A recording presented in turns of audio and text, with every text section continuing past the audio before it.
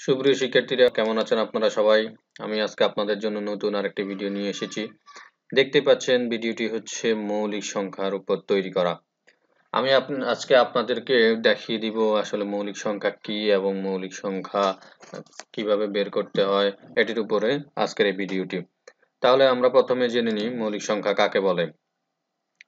দেখতে পাচ্ছেন যে ১ থেকে বড় যেসব সংখ্যা ১ এবং সেই সংখ্যা ছাড়া অন্য কোনো সংখ্যা দ্বারা নিঃশেষে বিভাজ্য নয়, সেসব সংখ্যাকে মৌলিক সংখ্যা বলে। মৌলিক সংখ্যার কোনো প্রকৃত উৎপাদক নেই। যেমন ২, ৩, ৫, ৭, ১১, ১৩ ইত্যাদি আছে। প্রথমত হচ্ছে ১ থেকে বড় মানে হচ্ছে ১ আসলে মৌলিক সংখ্যা হওয়া যাবে না, বুঝতে পারছেন। তাহলে হচ্ছে আমাদের ১ থেকে বড় ২, ৩, ৪ উপরের দিকে চিন্তা করতে হবে। এখন এরপর হচ্ছে ১ এবং সেই সংখ্যা ছাড়া অন্য কোনো সংখ্যা দ্বারা নিঃশেষে বিভাজ্য নয়।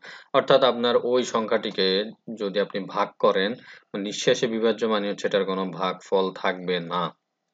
হচ্ছে এটাকে আর আপনি ভাগ করতে পারবেন না। যেমন হচ্ছে আপনার এই যে আপনি যদি ৩ কে ভাগ করতে যান তাহলে দেখবেন আপনি ১ দিয়ে এটাকে যদি ভাগ দেন ৩ একে ৩ এটাই আসবে। বাট ৩ কে আপনি আর অন্য কিছু দিয়ে ভাগ করতে পারবেন না। তারপরে ৫ কেও সেম ভাবে ৫ এবং ১ এবং ৫ দিয়েই ৫ কে ভাগ করতে পারবেন। অন্য কোনো সংখ্যা দিয়ে আপনি ৫ কে ভাগ করতে পারবেন না। ভাগ করলে হচ্ছে এটার মানে ভাগশেষ থেকে যাবে। তার মানে হচ্ছে এটাকে আপনি ভগ্নাংশ সংখ্যা ছাড়া মিলাতে পারবেন না। এজন্য এটি মৌলিক সংখ্যা। তার মানে আমরা বুঝতে পারছি নিঃশেষে বিভাজ্য নয় মানে হচ্ছে আপনার এটি শেষ পর্যন্ত মিলবে না। এটা শেষ পর্যন্ত ভাগশেষ থেকেই যাবে। একটা না একটা ভাগশেষ থেকে যাবে। শেষ পর্যন্ত আপনাকে এটা দশমিক দিয়ে ভগ্নাংশ দিয়ে মিলাতে হবে। এগুলো হচ্ছে মৌলিক সংখ্যা। আর মৌলিক সংখ্যার আসলে প্রকৃত কোনো উৎপাদক নেই। মানে হচ্ছে আ বুঝতে পারছেন মানে হচ্ছে এটাকে ভাগ করলে আপনি সঠিক কোনো ধরনের উৎপাদক পাবেন না। তাহলে কয়েকটা উদাহরণ দেওয়াই আছে। ২, ৩, ৫, ৭, ১১, ১৩ মানে হচ্ছে ২ কে যদি আমরা ২ এবং ১ দ্বারাই ভাগ করতে পারবো। ১ এ একে ১ বা ২ একে ২ এটাই। এর বেশি আমরা আর অন্য কিছু দিয়ে ভাগ করতে পারি না। মানে হচ্ছে ২ কেও ১ এবং ২ ছাড়া অন্য কিছু দিয়ে ভাগ করা যায় না। ৩ কেও সেম ৫ কেও আপনি ৫ একে ৫ সর্বোচ্চ ৪ একে ৪ পারবেন। কিন্তু তারপরও ভাগশেষ থেকে যাচ্ছে। এরপরে হচ্ছে আপনার ৭।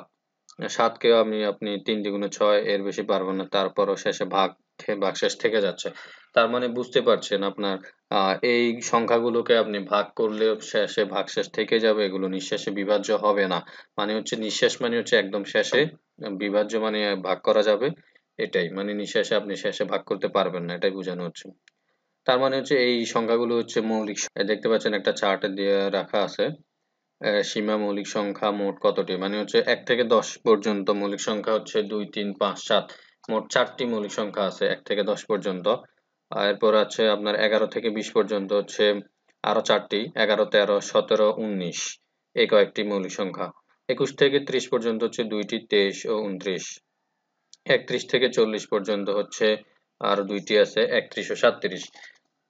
অর্থাৎ আপনি ৩১ ও ৩৭ কে ভাগ করলে এটা নিঃশেষে আপনি বিভাজ্য পাবেন না। শেষ পর্যন্ত এটার ভাগশেষ থেকেই যাবে। হয়তো শেষ পর্যন্ত দশমিক দিয়ে মিলবে। এগুলো হচ্ছে মৌলিক সংখ্যা।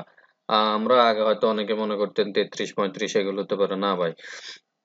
আপনার ৩৩ কে ৩, ১১, ৩৩, ৩৫ কে ৫, ৭, ৩৫ দিয়ে মিলানো যাচ্ছে। বাট আপনি ৩১ ও ৩৭ কে মিলাতে পারবেন না।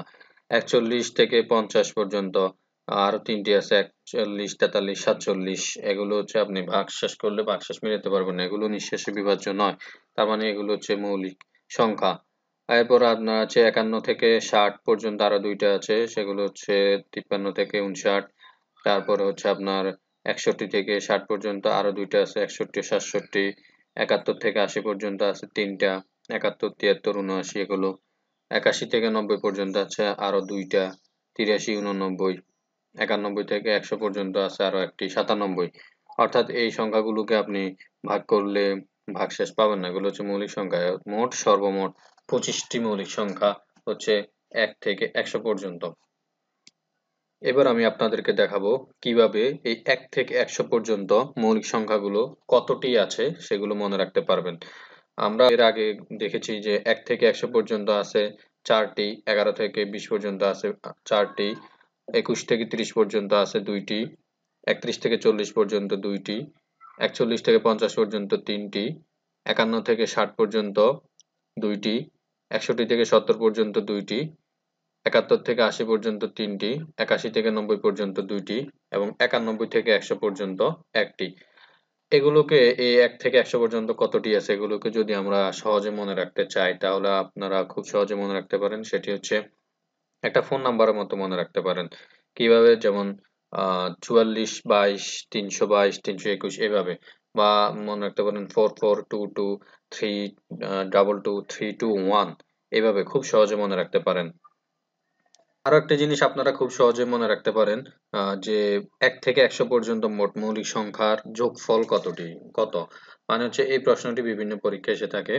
আপনারা যদি জানতে চান যে 1 থেকে 100 পর্যন্ত মৌলিক সংখ্যা যতগুলো আছে এতগুলোর এই যে যোগফল কত হতে পারে? এটার যোগফল হচ্ছে 1060। তারপরে আপনারা আরো দেখতে পারেন যে 1 থেকে 25 পর্যন্ত কতটি মৌলিক সংখ্যা আছে? দেখতে পাচ্ছেন চার্টটিতে 1 থেকে 25 পর্যন্ত আছে 9টি মৌলিক সংখ্যা। 1 থেকে 50 পর্যন্ত আছে 15টি। 1 থেকে 100 পর্যন্ত আছে 25টি। 50 থেকে 100 পর্যন্ত আছে 10টি। 1 থেকে 200 পর্যন্ত আছে 46টি। 100 থেকে 200 পর্যন্ত আছে 21টি। অর্থাৎ এইভাবে সহজে আপনারা মৌলিক সংখ্যাগুলো মনে রাখতে পারবেন।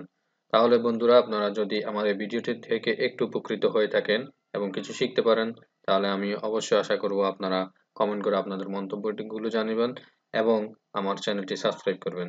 ধন্যবাদ।